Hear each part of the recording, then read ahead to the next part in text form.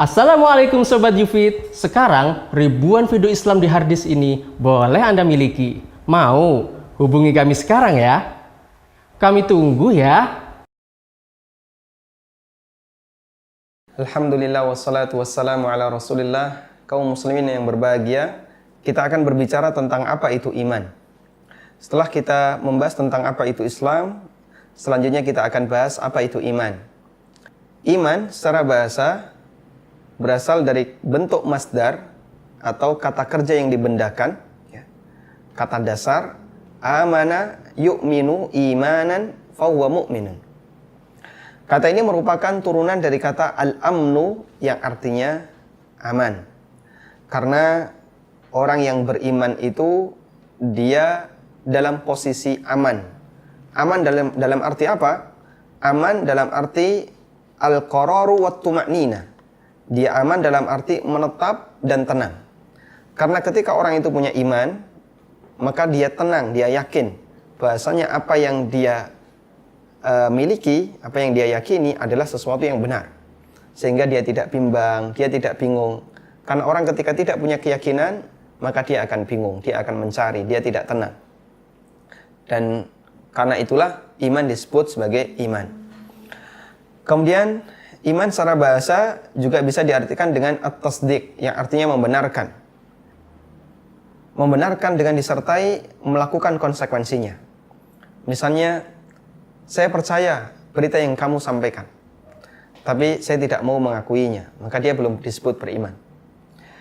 Tapi disebut mukmin ketika dia mengatakan, saya percaya berita yang kamu sampaikan, dan saya mengakuinya, sehingga saya akan melakukan konsekuensinya. Maka itulah disebut mukmin. Allah Subhanahu wa taala berfirman yang ini menunjukkan bagaimana penggunaan kata iman secara bahasa di surat Yusuf.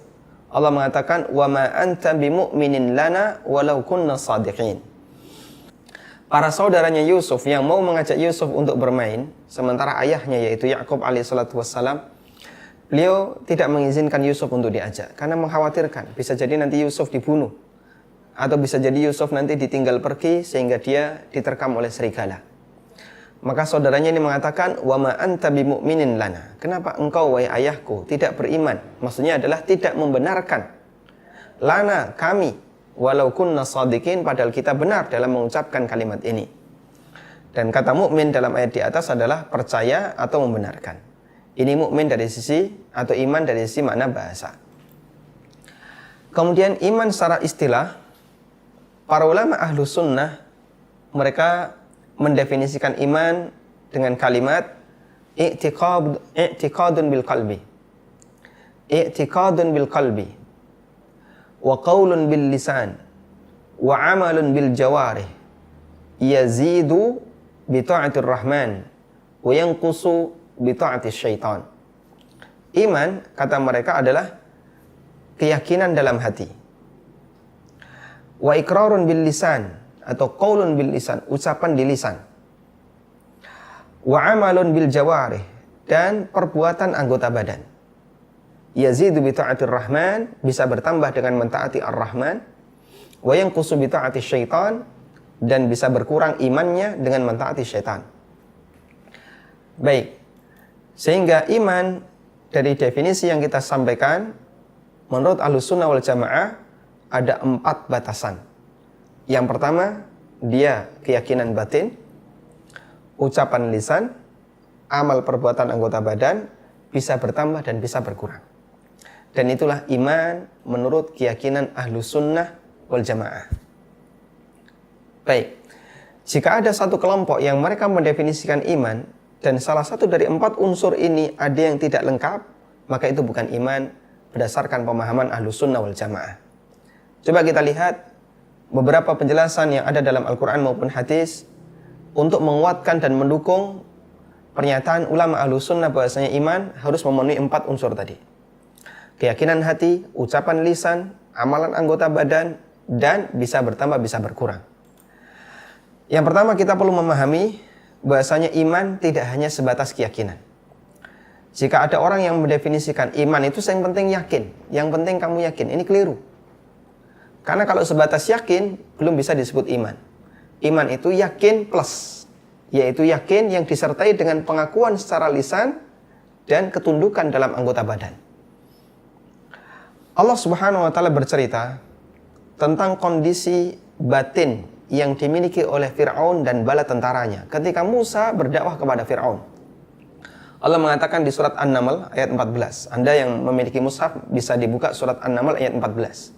Konteksnya berbicara tentang dakwahnya Musa kepada Fir'aun. Nah, salah satu di antara kutipan yang Allah ceritakan adalah wajahadu biha wastaiqanatha anfusuhum zulman wa uluwa. Mereka, yaitu Fir'aun dan bala tentaranya, jahadu biha, mengingkari kebenaran Musa. Wastaiqanatha anfusuhum, padahal hati mereka yakin. Istaiqanat, jiwa mereka itu yakin. Kenapa mereka mengingkarinya? Zulman wa uluwa, karena kezaliman dan rasa sombong terhadap Musa.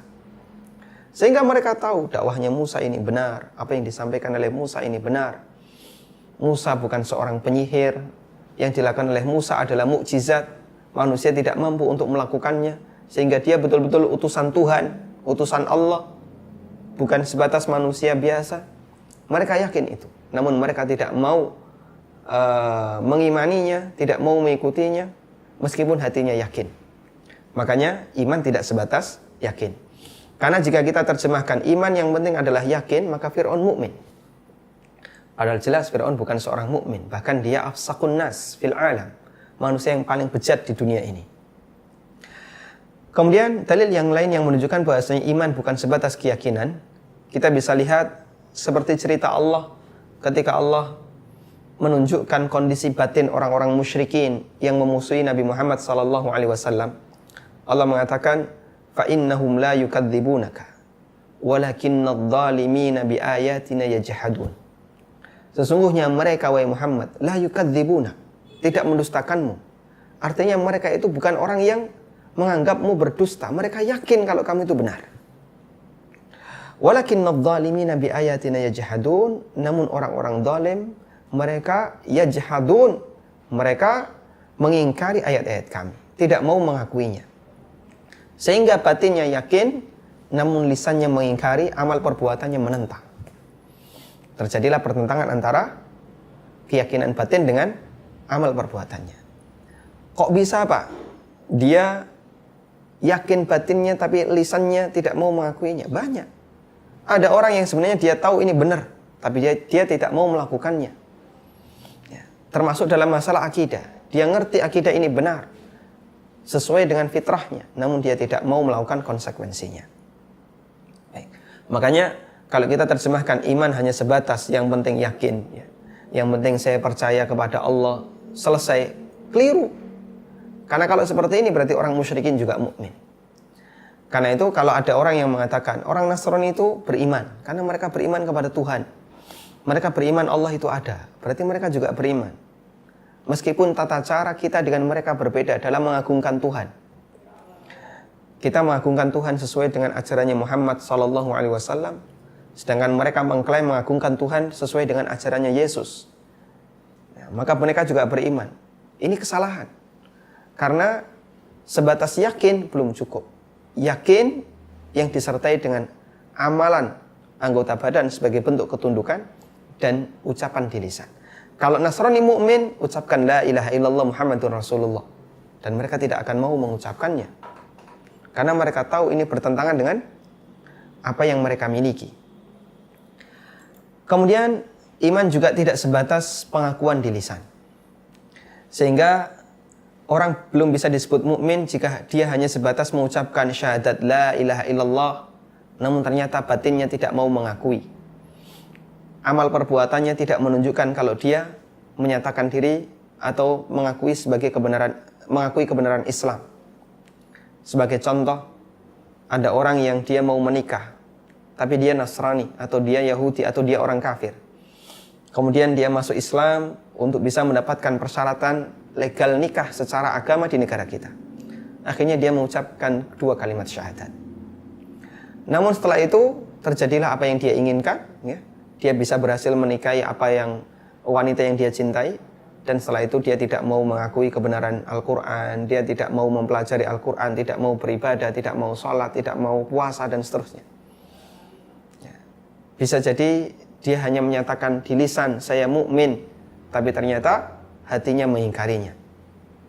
Makanya iman tidak hanya sebatas pengakuan di lisan. Sehingga kalau ada sebagian orang yang berprinsip yang penting kamu mengucapkan 2 kalimat syahadat, maka kamu mukmin, apapun yang kamu lakukan, ini keliru. Kalau ini terjadi berarti orang munafik beriman. Padahal Allah nyatakan orang munafik adalah orang kafir.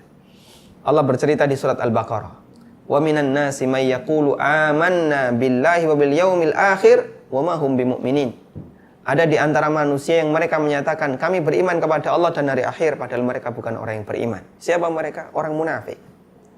Yukhadi'una Allah wal ladzina amanu wa ma yakhda'una illa anfusahum wa ma yash'urun. Mereka menipu Allah dan orang-orang yang beriman, padahal hakikatnya mereka menipu dirinya sendiri meskipun mereka tidak merasa.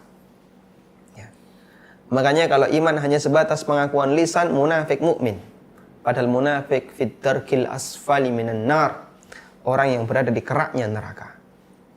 Nah, orang liberal melakukan pendangkalan-pendangkalan akidah semacam ini, pendangkalan ideologi dengan cara seperti tadi. Bahasanya iman itu, mereka membuat definisi iman dengan penyimpangan yang tidak sesuai dengan definisi yang disampaikan oleh ahlu sunnah.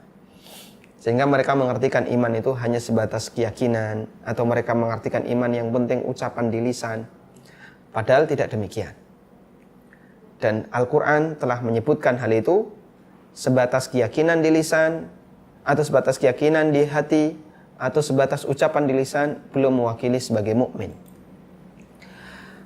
Kemudian yang ketiga, dalil bahasanya amal perbuatan bagian dari iman, ya, adalah firman Allah Subhanahu wa taala di surat Al-Baqarah, "Wa ma kana Allahu liyudhi'a imanakum."